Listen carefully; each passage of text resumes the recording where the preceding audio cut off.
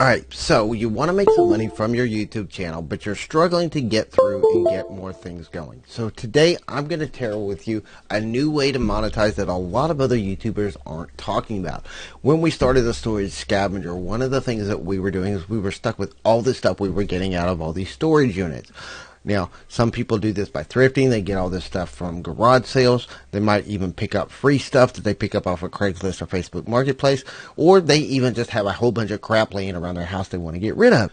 One of the ways that we started selling this stuff and getting stuff moved out the door was running auctions on our YouTube channel. Now, there's a couple of ways you can do this. You can do a live auction, or you can do a buy it now sale, and this is going to allow people to buy products from you, and it can give you a lot of watch time. It can give you a lot of views. We were able to build up a lot of watch time. A lot of our auctions would run 4 or 5 hours long, and so we built up a lot of watch time on our channel by running these auctions, as well as getting a lot of views, making some money, and not having super chats. And by the way, I never got to 1,000 subscribers, so this is all money that we made without AdSense. Now, there's a few things that you have to take into account if you want to start running auctions on your YouTube channel. One, you have to have a good niche for it.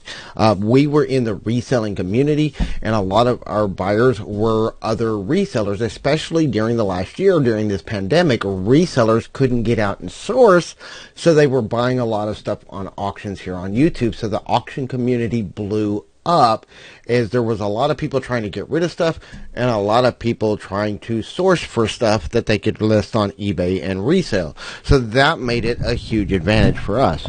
Another thing with that is you don't necessarily have to be a reseller. You can be a reseller, but there's also a huge crafting community. Maybe you're an artist and you do paintings, or maybe you're a silversmith. Look at here, my friend Just Sandy. She does live smithing shows where she's creating jewelry right here on her live stream and hanging out with the chat and talking with people and kind of telling people what she's doing, talking about the stones that she's using, talking about the types of silver she's using.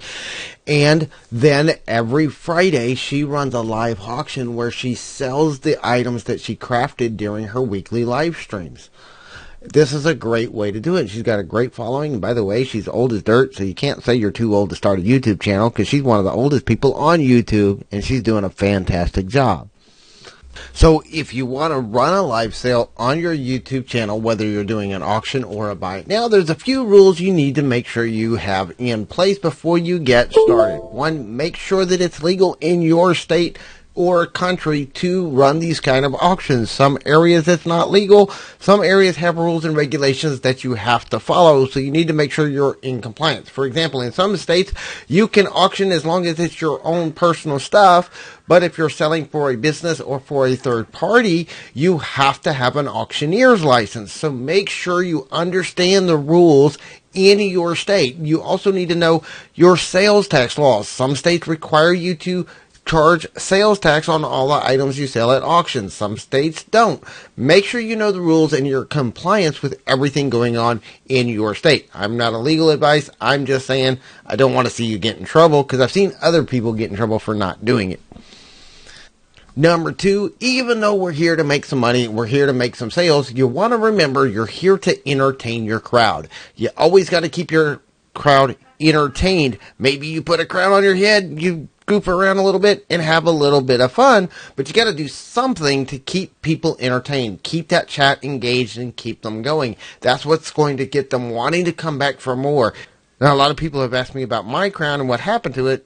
Jessica thought it was too embarrassing, so we had to get rid of it. The couple of things that I did when I started my auctions that made them really successful. One, before I did my own live auction, I went live with T from Auctions for You. I actually did a couple of auctions with her before I ever did my first auction on my own. This gave me a good look at what goes on behind the scenes, and really able to hone in and get my processes in place so that when I ran my own auctions, I was ready to go.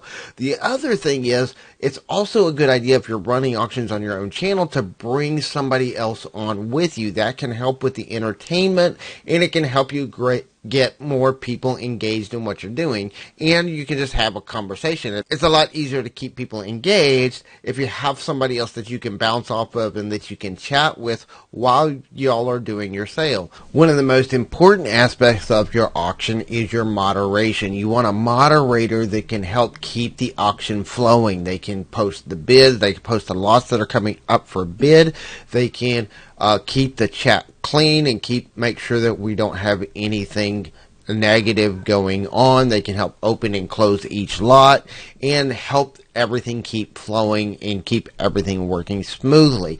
One of the most important things of your auction is having that moderator in place. So make sure you find a good moderator for your channel. There's a lot of great ones in the auction community that don't mind helping out other auction channels as well. So if you're starting up an auction, you might want to get in touch with one of them.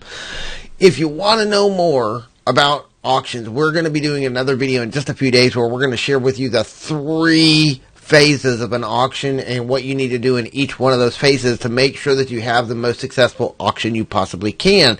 And want to know today, what are you doing to monetize your YouTube channel right now? Leave me a comment below and let me know what you're doing. And if you want to make sure you get that video, click that subscribe button and hit that bell notification so you get notified when our 3 phases of the auction comes out in just a few days. We'll see you the next time. Get inspired and create something today.